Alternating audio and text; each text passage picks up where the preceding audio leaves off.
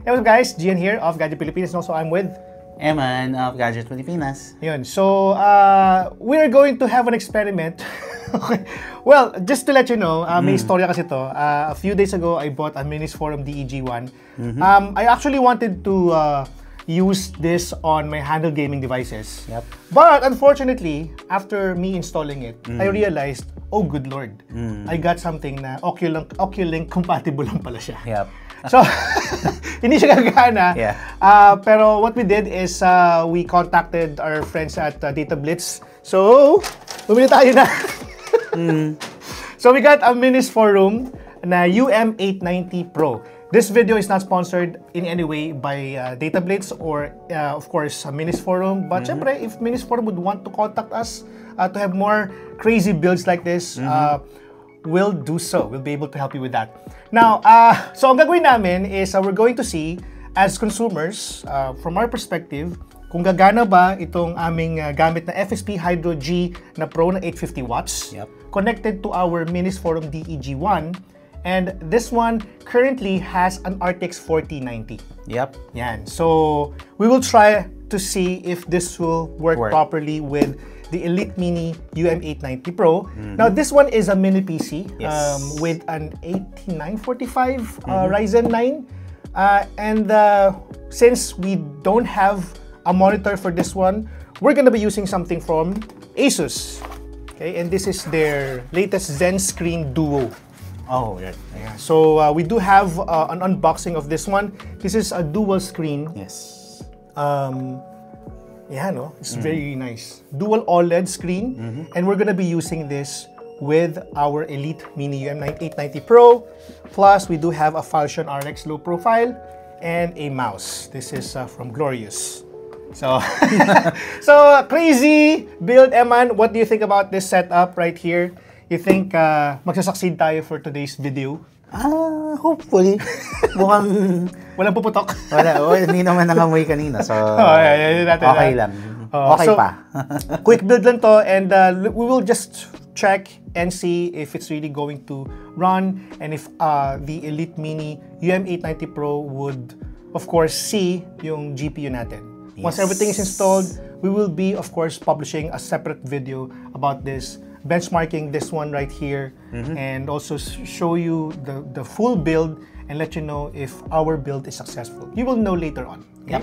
Okay, so Eman, could you please do the honors of unboxing our Minis Forum UM890 Pro? Where do I start pa dito?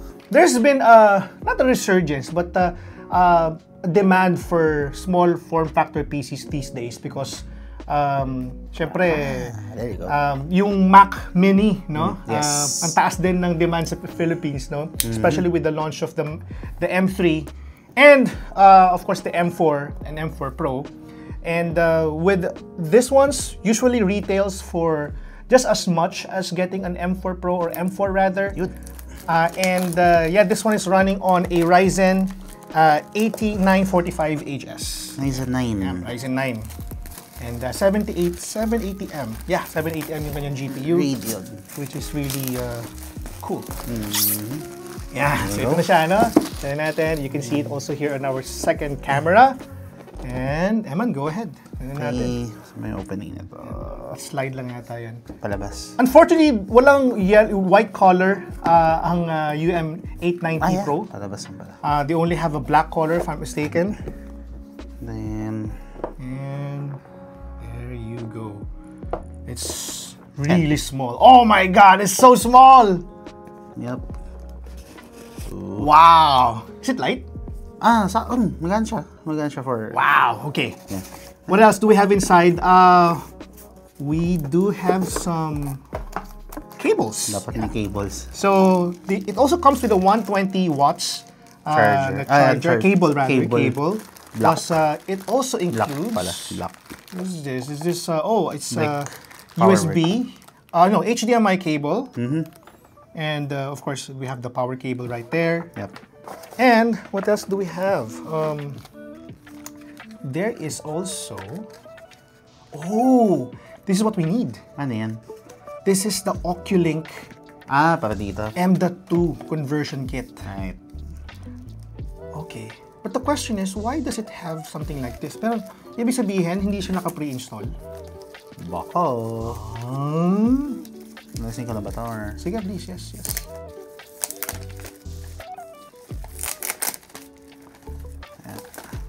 Yo. Oh, ayun. So, hindi siya naka-install. There's the Oculink slot right there. So, right now, it's empty. Yep. Right? Malalaman. So, it's empty. So that means we have to attach it pa. Yep. And it also comes with a bracket.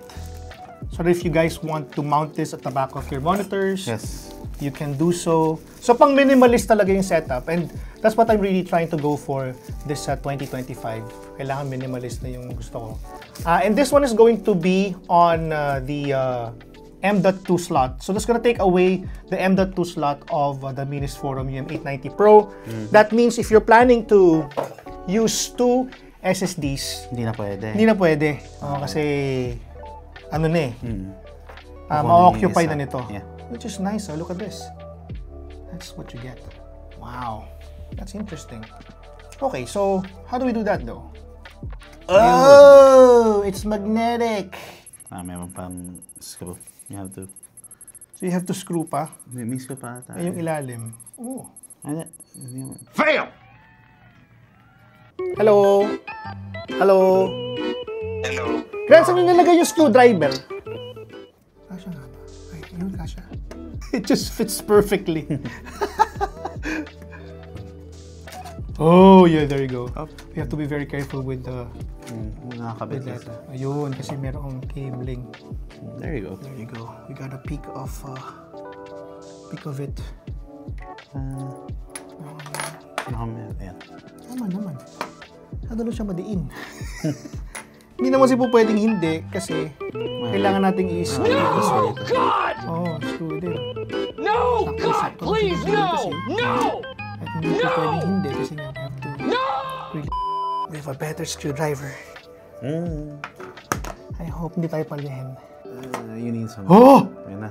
Oh! Ikaw. When you buy this, nga pala guys, it does not come with an Oculink cable. I did not see any Oculink cable included in the box of the UM890 Pro, so you have to buy that. But if you have the DEG1 and you bought a DEG1, it comes with an Oculink cable. So you should be good to go. Right. And just... Oh, that's so cool. So now that we have this all set up, so we have the 120 watts adapter here. It comes with an HDMI cable, but I think we may ditch that. Yan. So we have the power connected, and it does come with 2 USB 3.2, I believe, a display port, USB 4, Oculink, and we have also HDMI right here, dual LAN, and we have another USB 4 at the front, to 3.2 USB Gen 3.2. We have a headphone and microphone right there. Okay, I saw it for the mouse. And now we have our monitor. Parang at least sure tayo, no? So this one uses Type C. So ilagay natin siya sa USB 4. Use this. Let's use muna siguro pag ito. There you go. O i-tent mode natin. It can also be used that way. Tent mode. We have a cable right here for this. And then to the USB 4. Okay. Eman, do the honors naman of connecting the Oculink to our... Number cable ito? This one, yeah. So it does come with an Oculink cable right over there.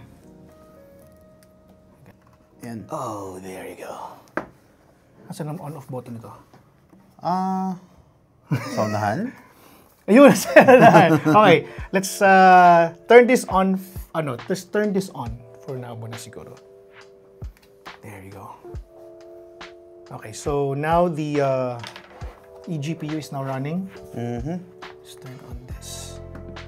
And I hope we get to see something. May ano na ba yan? May OS na? Or... Meron na yan, dapat. May OS na dapat yan.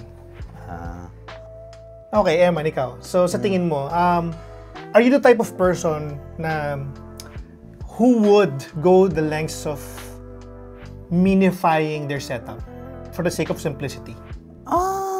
Depende kasi with the space that I have.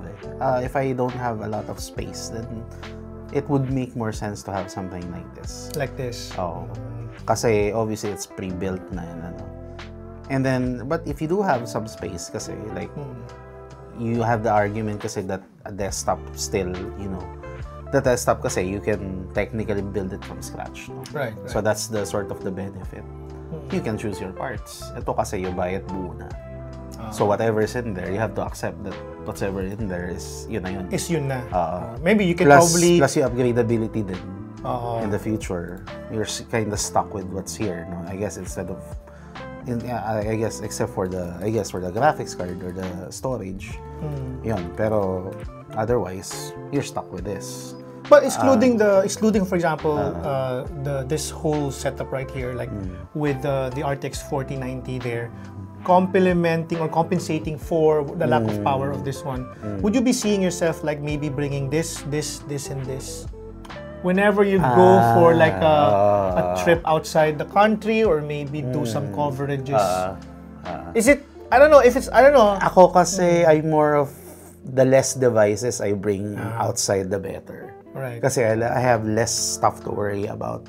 Kasi one device additional that I have to carry is another device I have to take care of. No? I have to look after. Yeah. Plus, sama mo pa yung cable for each of these things. No? Yeah, I mean, that's true. I mean, if you have a laptop that's powerful enough to do what you have to, all of this. To do, no? Even probably sabihin natin a very pro tablet, no? Then, depende rin kasi sa gagawin mo eh. If you're planning to play games outside ng travel, then maybe bringing something like, you know, maybe a smaller version of this or something, or I don't know. Maybe again, this is I think more than enough na rin to for some games, no. You probably don't even have to bring this. Ito lang. Yeah. You can probably. Some kasi might. Some are. Sa totoo lang ako kasi in my case kasi I've really gone through like trying other handheld gaming devices, and it is actually my preferred way of playing games, especially now. In fact, there's even a point where I bought a game and then I had to refund it because that game doesn't play well on my handheld gaming devices. But there are also times when, you know, I would really want to just simply sit down, maybe work. So, I guess as sa inyo, kung ano yung gusto ninyong klaseng ano kasi setup. yan kumbaga parang kung dadalhin mo siya sa hotel, andun lang siya, okay yun. Oh, you're gonna be there maybe for like but if you're, a week or two, no? If there are situations kasi na, at least no, lalo na sa line of work natin, na you have to go, parang we have to go, so you have to pack everything up agad, no? So, if you have a laptop, no, sama mo lang, okay na. Okay na. Lalo na if you have a Mac. Or pwede rin kasi, for example, doon ka lang bumili ng murahing mouse or something, ito na lang dalhin mo, keyboard na, no? Ito na lang. Yeah. Then, I guess, it really depends on so many things, no? There's really no absolute na parang best solution na that will work for everyone. Okay. So, ako kasi, in my case, I guess, I prefer kasi yun nga, the less devices I bring. Because very fast-paced kasi, lalo na pag coverage kasi. Very fast-paced. You have to move from one place to another. And if you have this, you're not gonna unplug everything, put it in your bag. Put it in your bag. And then go somewhere, no? Hindi yan ganun. It's not gonna work that way. I-show mo pa yung sasaksakan mo niyan.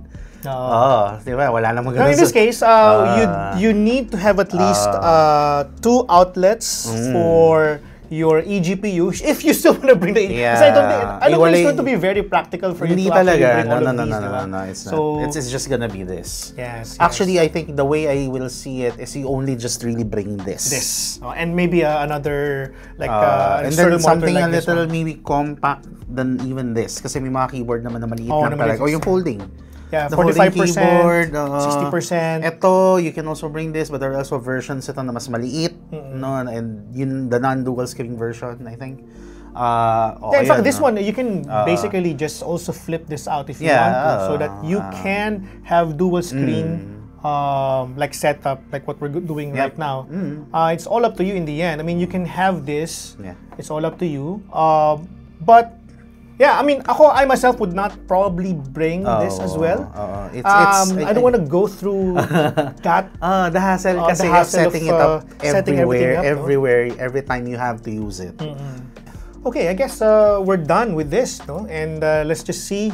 We have the there, para natin makita ng ating audience. We have the RTX 4090 right over there, and then we do have here the Minis Forum UM890. So let's go check our DX diag. We have Minis Forum G. That's my 8945HS 780M. Display 1, Display 2. Display 3 is, there you go, RTX 4090. Everything is enabled as well. And we'll just have to install na lang siguro all the necessary things here. Drivers. We have 952 gig total, 886 gig free on our storage. Okay. Very exciting. We are successful. Gumana, no? Of course, I'm looking forward to testing this out later on. Of course, we'll be featuring as well the new Zen Screen Duo. Special thanks to our friends at ASUS for sending this over for us to feature and review. Go check out our website at gadgetpilipinas.net because we do have a review of this dropping as well this month of February. And we'll also be dropping our review of the Minis Forum DEG1 as well. And also the 890 UM890. So, Eman, any message to anyone? Ayun. I mean, I hope may napulot kayo ngayon. I'm sure may napulot naman kayo somewhere. Na, again, if you're aiming for like this kind of setup, you have to.